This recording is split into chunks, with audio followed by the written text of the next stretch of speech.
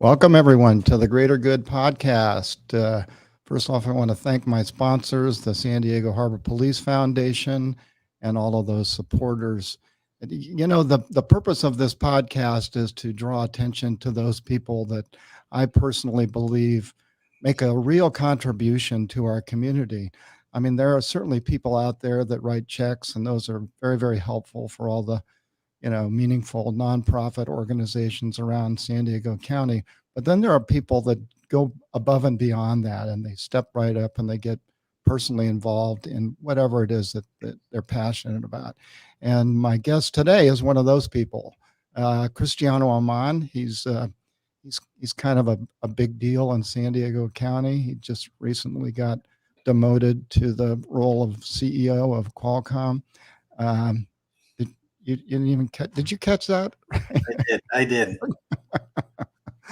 Welcome, Cristiano. It's great to see you.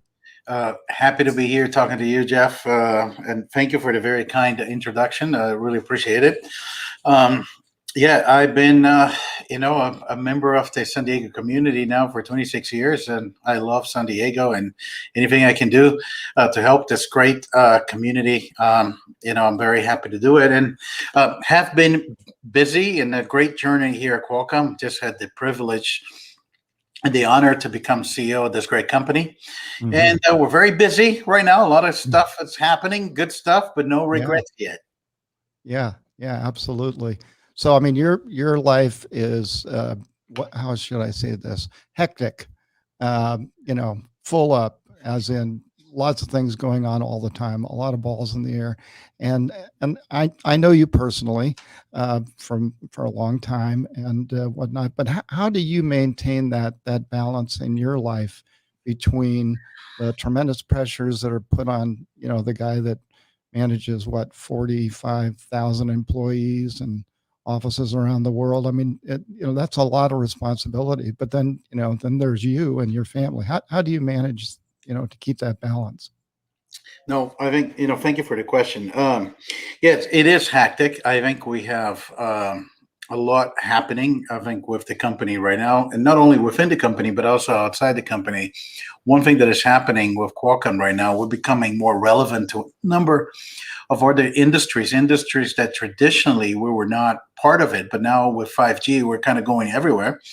And it's always a challenge to try to keep the balance. And this question is also very relevant, especially in this time, because the pandemic and people working from home. What we saw is we done remarkably well. I think people rose to the challenge, but also it had take a toll a little bit in work-life balance. In some ways, you have more flexibility working from home.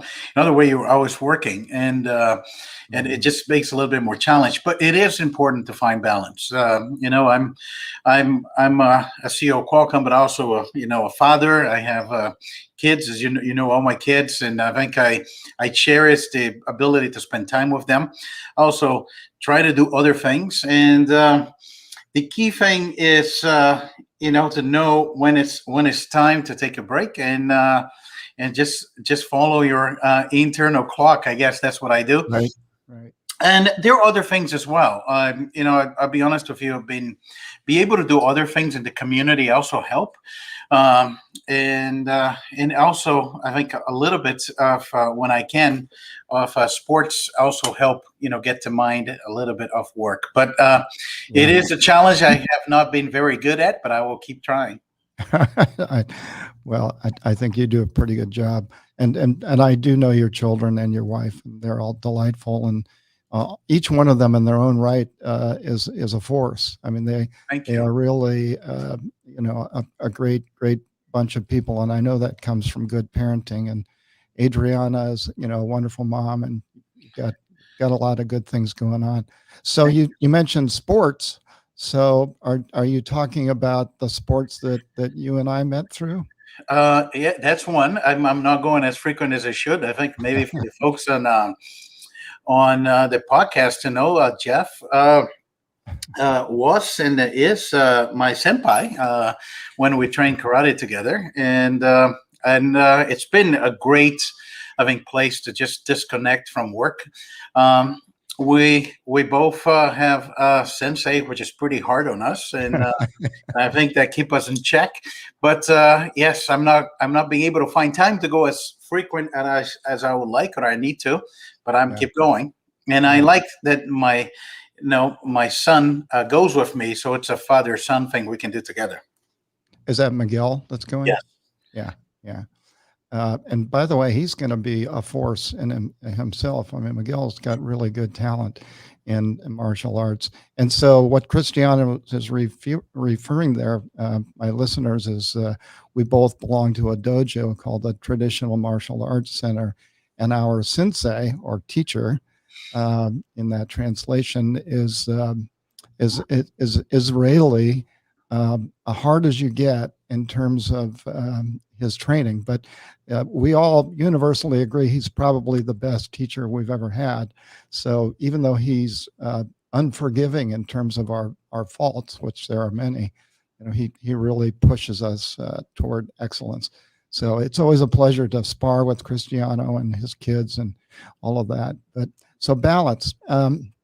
So you've got your sports, and I heard a rumor that you might be a car enthusiast. Is there some truth to that?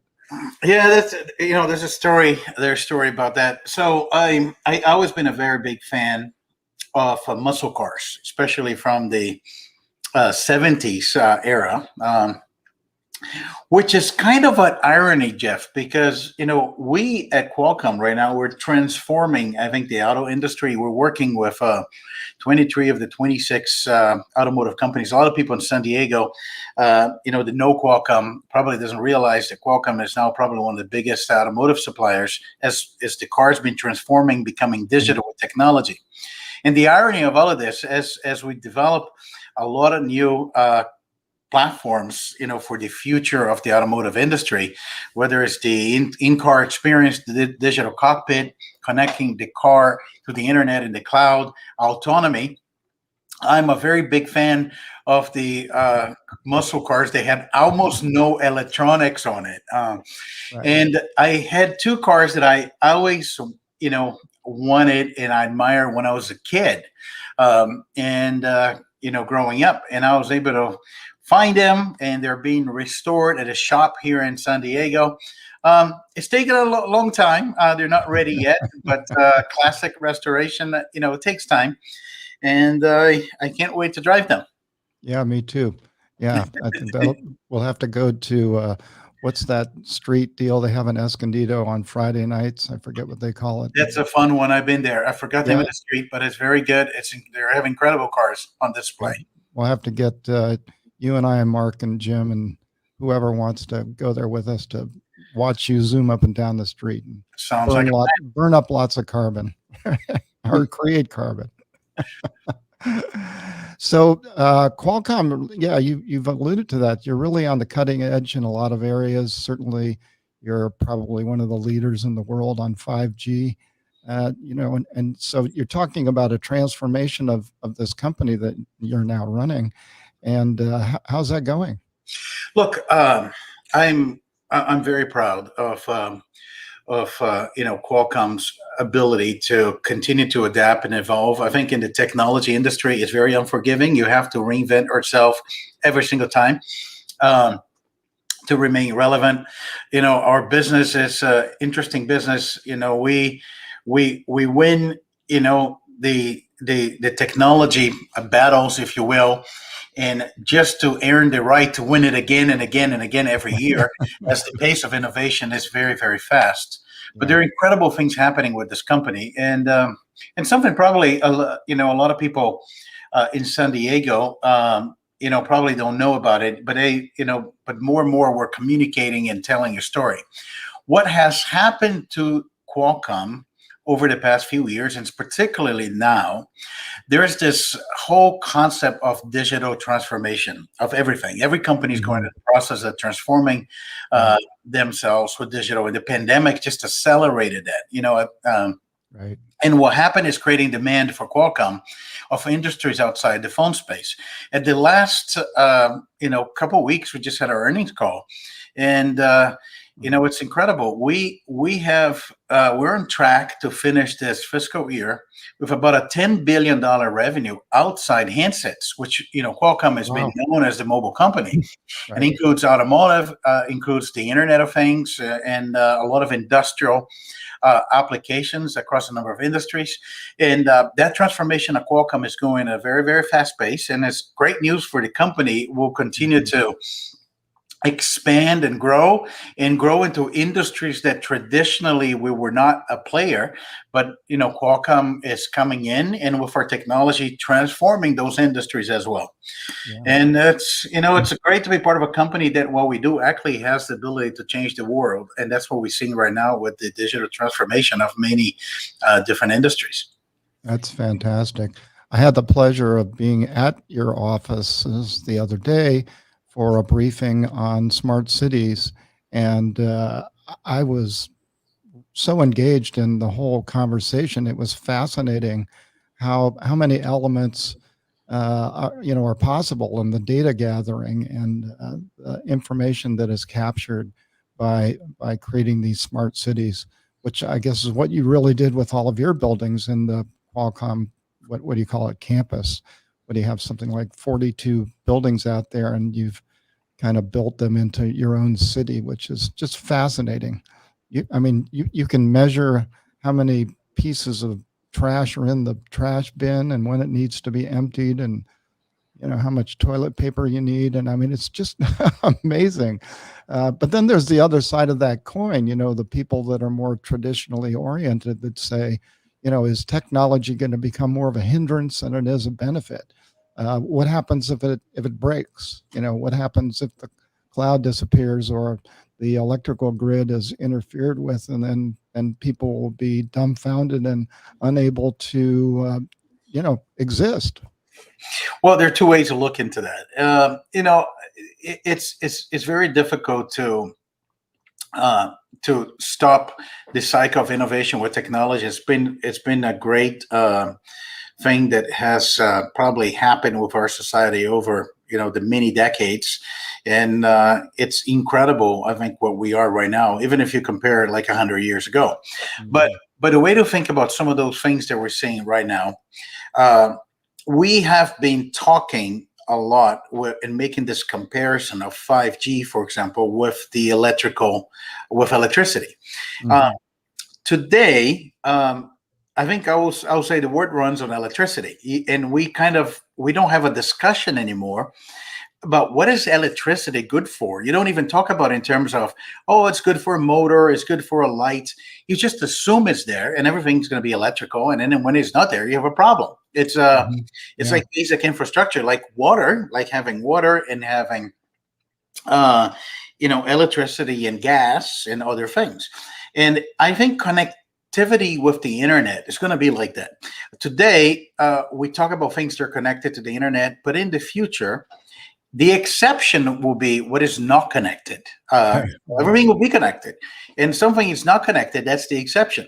And with that, things will change. I think we'll adapt, and like everything, it's going to evolve like we evolve with electricity. I think I like that example because that's how we think about connecting everything, and then with that, you bring intelligence to all of those things. They're connected. So we look at it as a process of a transformation, and with that, I think we're going to evolve and make a good use of the technology.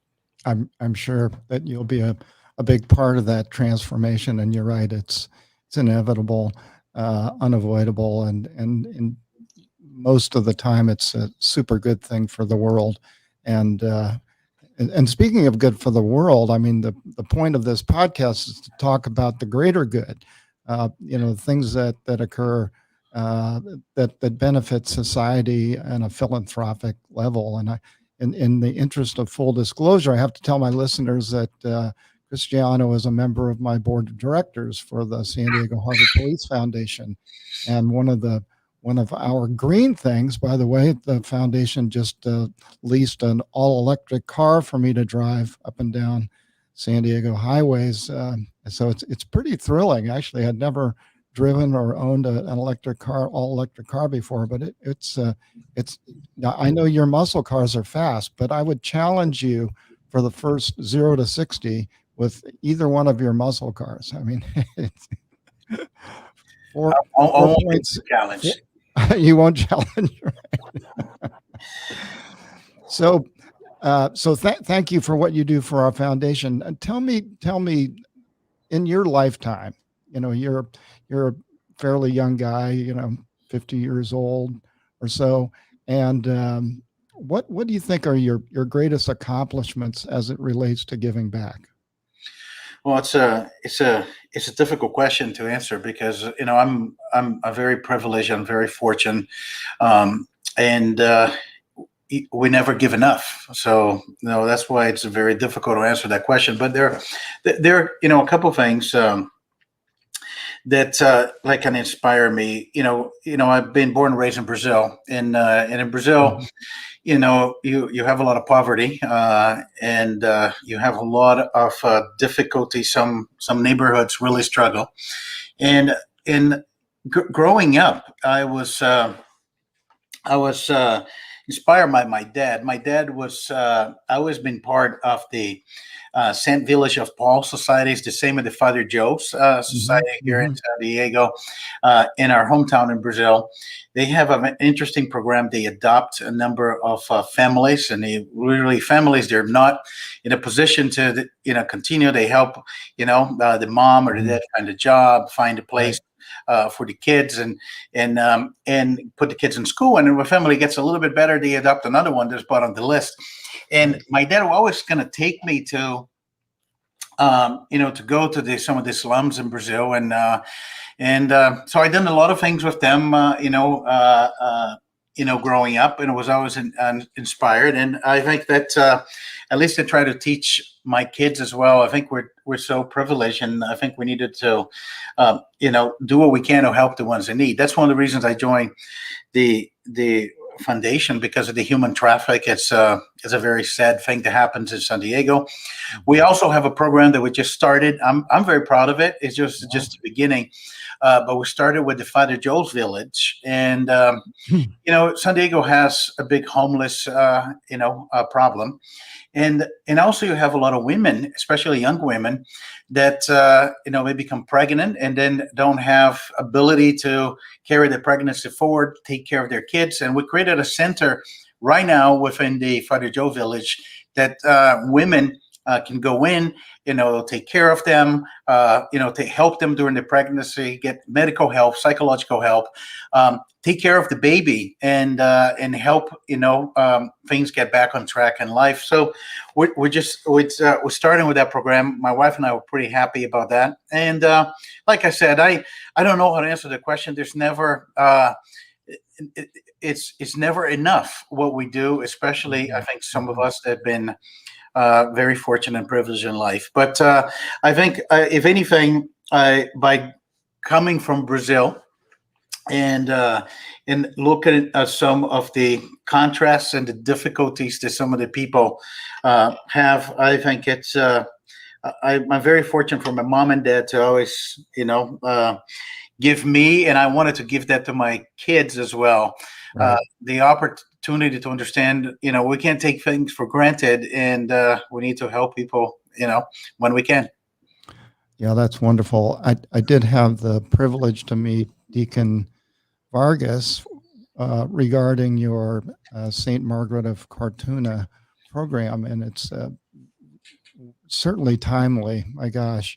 And it ties in so well with what you and I are doing with the San Diego Harbor Police Foundation with human trafficking and poverty, our work with Perkins K-8 School, which for the listeners, I'm not sure if you're aware of it, but Perkins K-8 School is in the Barrio Logan district, and they have over a 40% homelessness ratio there, which jumped up from 3 years ago when it was 3% homelessness. So that has to tell you about what's going on in our community. So whatever we can do to help, I think, is really beneficial. So I'm really looking forward to working with Deacon Vargas and your great new program. I know that your wife Adriana is really excited as well. Knowing her, she was probably the driving force to ensure that program got off the ground. And just so you know, I've invited Adriana to the next meeting. We're having a bunch of our Harbor Police liaison officers come out to Father Joe's and kind of get to see that program firsthand, so that we can make sure we refer as many people as we can there. That's awesome. That's awesome. That's really great. Yeah, excellent. So what plans do you have that are outside of Qualcomm and maybe outside of karate and muscle cars for you moving forward for the next couple of years? Got anything special you're planning? Well, that's a difficult one to answer. I think I'm sure for the next few years, assuming I do a good job, I guess, I have. I'm going to be very busy with Qualcomm, and I'm really excited about the future of Qualcomm and what this company can do. I love this company. I know I've been with this company for more than 26 years, and I think it's an incredible asset of our country and for the industry. But there's a lot of other things going on. I think in addition to, I try to continue to go to karate, get my cars finished. I do need to lose some of the weight I gained during the pandemic.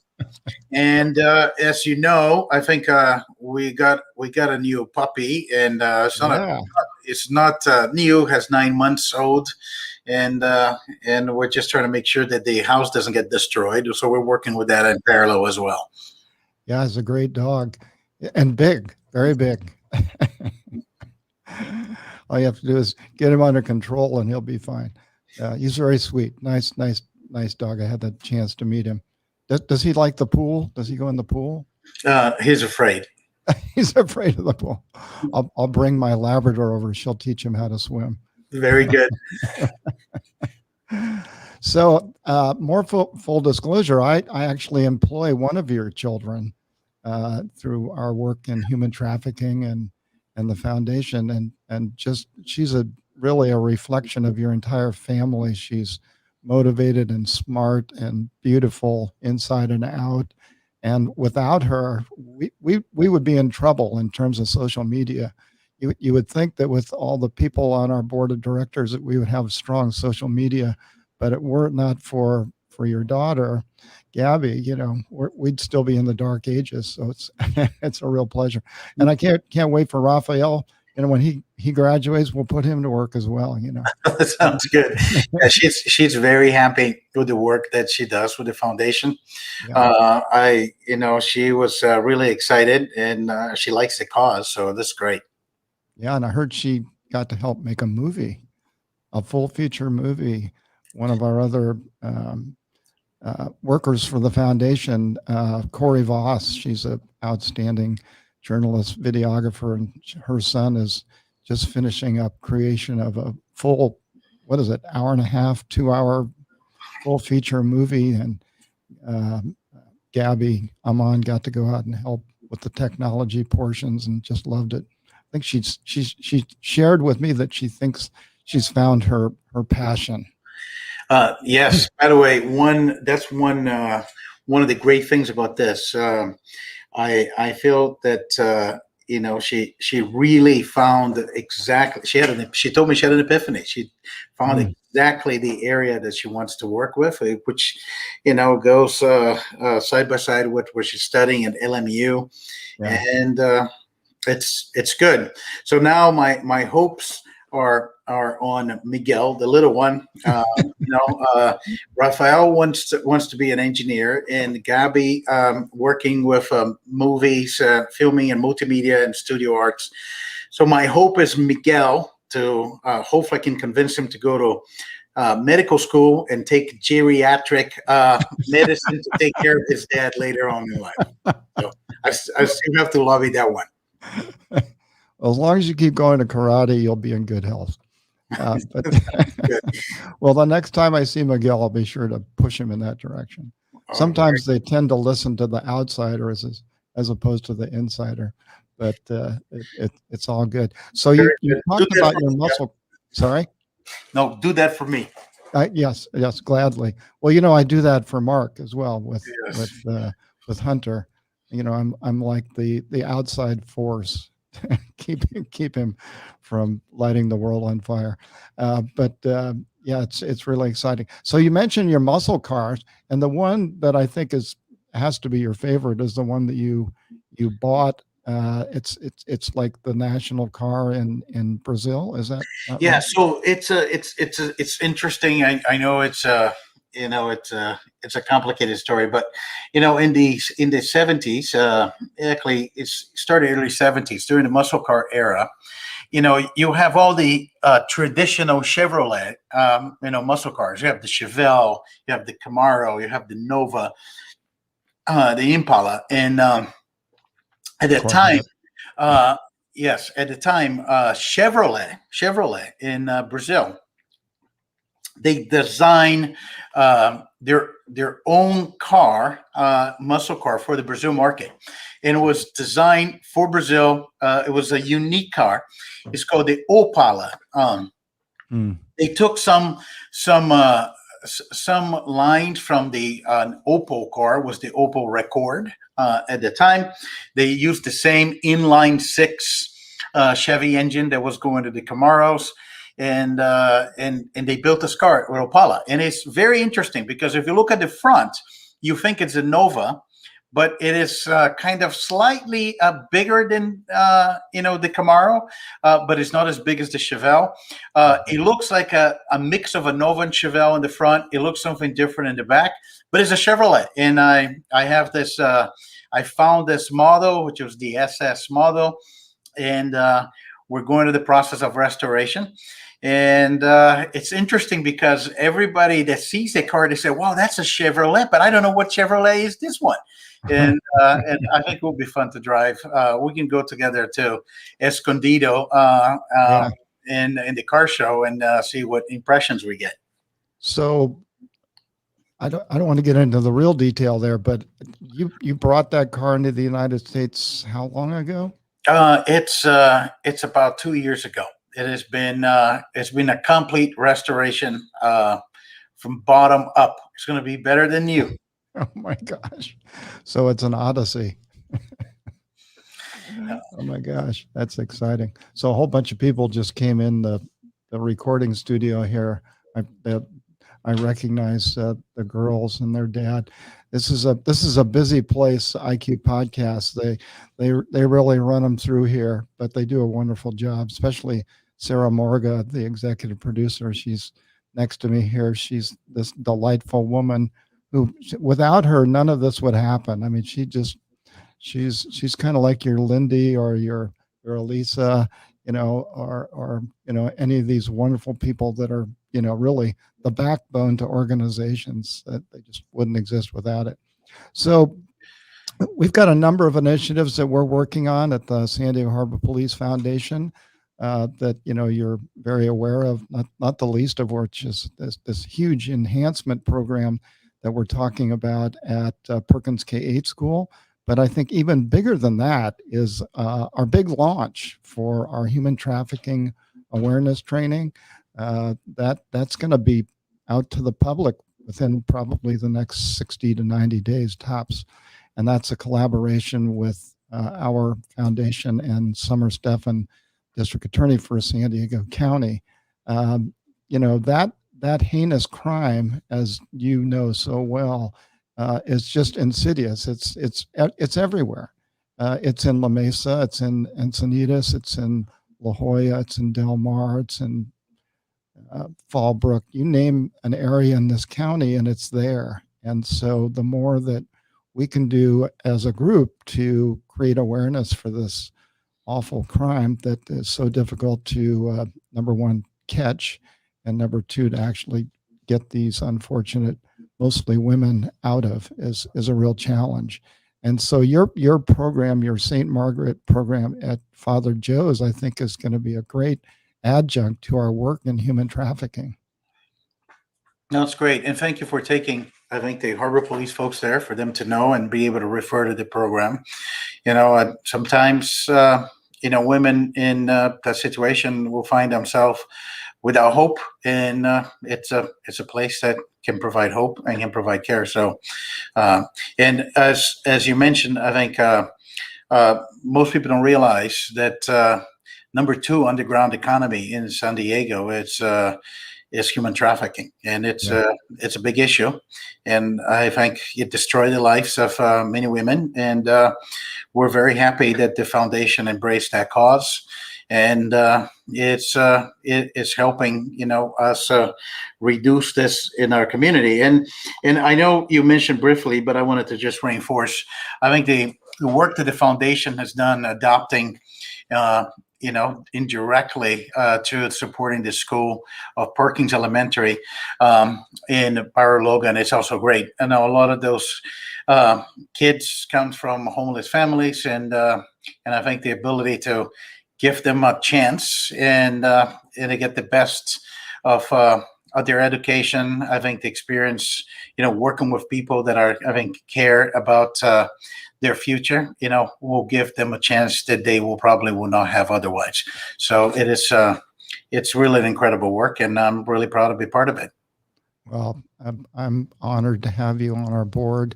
I know you're a super busy guy, and there are a multitude of organizations that would be thrilled to have you a part of it, and for you to have chosen our fledgling foundation is remarkable on many levels, and I want to thank you for that personally. And I thank you for finding time for us today, even though you were 10 minutes late. We're thrilled to have you here on the IQ podcast so that we can draw attention to people that, in my opinion, personify what the greater good is all about. So thanks so much for your time. Thank you, Jeff. Good talking to you as always. Take care. I'll see you soon. You bet. Take care. Thank you.